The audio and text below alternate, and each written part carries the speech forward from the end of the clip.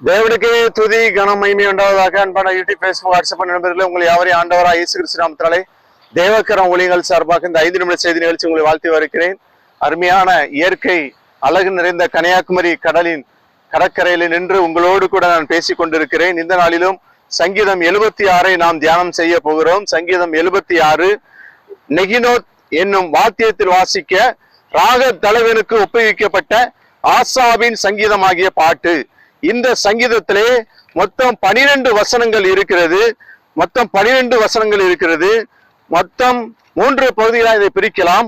1 முதல் 3 வசனங்கள் எருசலேமின் மாட்சிமையை குறிக்கின்றது. 4 முதல் 10 வசனங்கள் எருசலேமில் வணங்கப்படும் தேவனின் மகிமையை குறிக்கின்றது. 11 முதல் 12 வசனங்கள் எருசலேமில் தேவனை ஆராதிக்கும் பக்தனின் கடமையை உணர்த்துகின்றது.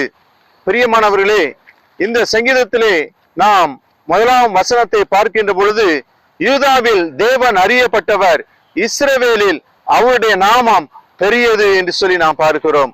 இஸ்ரவேலில் அவருடைய நாமம் பெரியது, அவருடைய நாமமே உயர்ந்தது.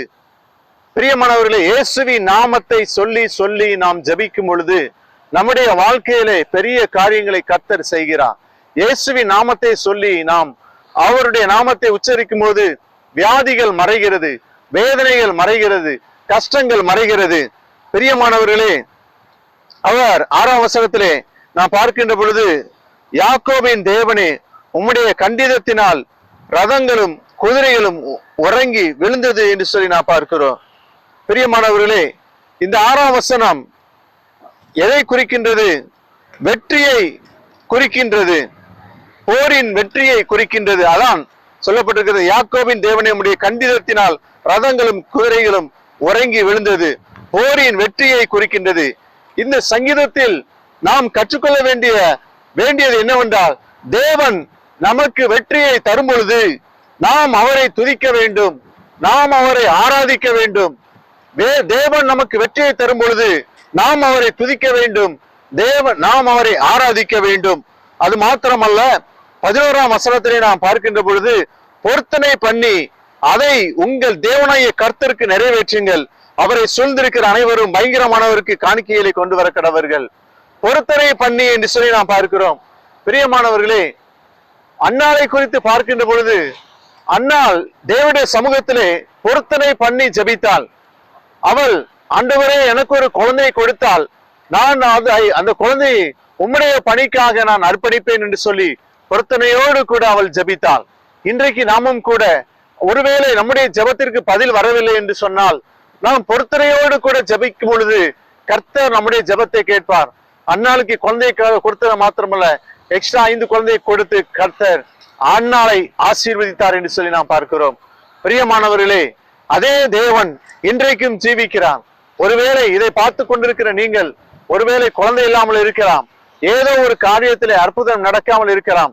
வீடு வாங்குற விஷயமானாலும் சரி, அது கார் வாங்குற விஷயமானாலும் சரி, நான் ஜெபித்து இன்னும் கிடைக்கவில்லை என்று சொல்லி ஒருவேளை நீங்கள் பொருத்தனை பண்ணி ஜெபித்து பாருங்கள். அதான் 11ஆம் வசனம் சொல்கிறது, பொருத்தனை பண்ணி அதை உங்கள் தேவனாகிய கர்த்தருக்கு நிறைவேற்றுங்கள் என்று சொல்லி பார்க்கிறோம். சிலர் பாத்தீங்கன்னா பொருத்தனை பண்ணுவாங்க, ஆனா அதை நிறைவேற்றாம விட்டுருவாங்க. அந்த பொருத்தனையை நிறைவேற்றாமல் விட்டு விடுவார்கள்.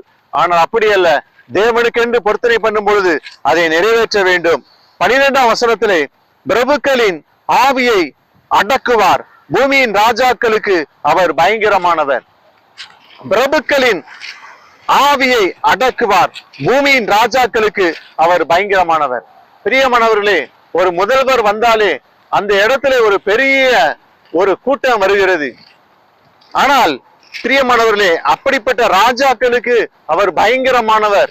தேவன் அவர் பயங்கரமானவர், அவர் ராஜாதி ராஜா, அவர் கர்த்தாதி கர்த்தர், அவர் தேவாதி தேவன், அவர் மகத்துவம் உள்ளவர், அவர் மகிமையின் தேவன், அவர் நேற்றும் இன்றும் மாறாத தேவன். அந்த தேவனை நாம் ஒரு நாளும் மறக்க கூடாது. அவர் he is God created world, God created earth. பிரியமானவர்களே, அவர் பூமியை உண்டாக்கினார், சகலத்தையும் படைத்தார், ராஜாக்களை தள்ளி ராஜாக்களை ஏற்படுத்துகிறவர் நம்முடைய தேவன். ஆகவே பிரியமானவர்களே, இந்த சங்கீதம் உங்களுக்கு ஆசீர்வாதமாய் இருந்திருக்கும் என்று சொல்லி நாம் நினைக்கிறேன். கர்த்தர் இந்த வார்த்தையை ஆசீர்வதிப்பாராக. ஜெபிப்போம். அன்பின் ஆண்டவரே, வசனத்தை கேட்ட பிள்ளைகளை ஆசீர்வதியும். இயேசுவின் நாமத்தில் ஜெபிக்கிறோம் நல்ல பிதாவே, ஆமென்.